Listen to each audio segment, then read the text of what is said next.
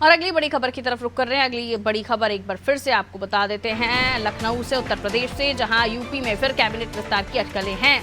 Jitin Prasad cabinet से इस्तीफा दे सकते हैं। श्रीकांत शर्मा को मंत्रिमंडल में जगह मिल सकती है।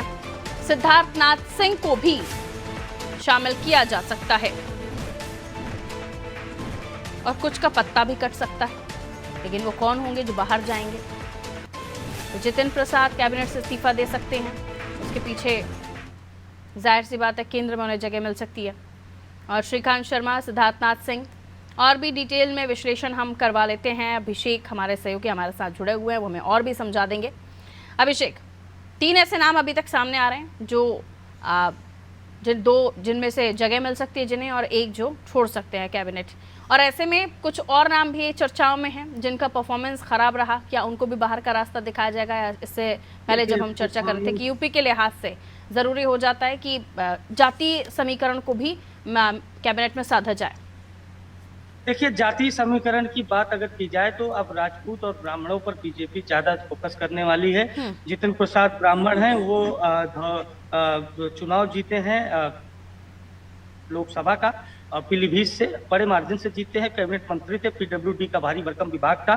अब उनको केंद्र में जाना है, माना जा रहा है उनको केंद्र में पद मिलेगा। तो यूपी में पीडब्ल्यूडी विभाग केशव प्रसाद मौर्य या श्रीकांत शर्मा संभाल सकते हैं, क्योंकि श्रीकांत शर्मा पिछली बार ऊर्जा मंत्री थे, बेहतर कार्यकाल रहा था। लेकिन ए.के. शर्मा जो गुजरात से आईएएस के पद से बीआरएस लेकर आए थे और पीएम मोदी के बेहद करीबी माने जाते हैं, नगर विकास और ऊर्जा का विभाग उन्हें दिया गया था।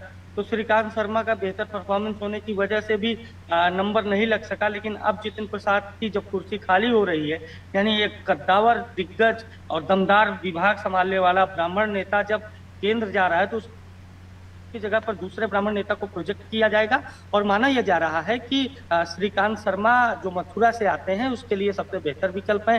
सिद्धार्थनाथ सिंह के नाम पर विचार हो रहा है, क्योंकि अनूप प्रधान वाल्मीकि जो उत्तर प्रदेश सरकार के राजस्व मंत्री थे, वो भी चुनाव जीते हैं हाथरस से, उनका भी पद खाली हो रहा है। तो श्रीकांत शर्मा तो जितिन प्रसाद की भरपाई करेंगे, लेकिन अनूप प्रधान वाल्मीकि की भरपाई करने के लिए सिद्धार्थनाथ सिंह या फिर महेंद्र सिंह, जिन्होंने मध्य प्रदेश के चुनाव में महत्वपूर्ण भूमिका निभाई, जिन्होंने असम के चुनाव में महत्वपूर्ण भूमिका निभाई थी, तो ऐसे जो बड़े चेहरे हैं, ये पहले मंत्री भी रह चुके हैं, इनके भी नाम पर चर्चा है।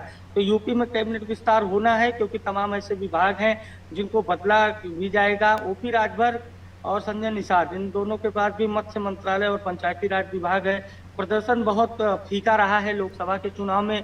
क्या सरकार इनके पर कतर सकती है? क्योंकि अल्पसंख्यक और पंचायती राज विभाग दोनों ओपी राजभर के पास है। तो क्या एक विभाग छीन सकता है पार्टी के किसी अन्य मंत्री जिनके पास कम विभाग है या जिनके पास लघु विभाग है, उनको बड़ा विभाग दिया जा सकता है? तमाम चर्चाएं हैं, लेकिन माना यह जा रहा है कि मोदी कैबिनेट की शपथ के बाद यूपी में मंत्रिमंडल विस्तार भी होगा और संगठन विस्तार भी होगा।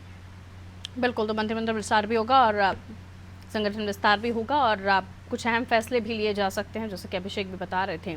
और जितिन प्रसाद को शामिल कराने के पीछे क्या वजह रही? श्रीकांत और जितिन प्रसाद जो कि इस्तीफा दे रहे हैं, और उसके बाद श्रीकांत शर्मा, सिद्धार्थनाथ को शामिल कराना। और जैसे कि अभिषेक बता रहे हैं कि जातीय समीकरणों को अब ज़्यादा फोकस में रखा जाएगा, खासतौर पर ब्राह्मण और क्षत्रियों को लेकर, चूँकि हरजाना देना पड़ा इस चुनाव में। मैं लौटूंगी अभिषेक, अगली खबर पर आपसे बात करेंगे।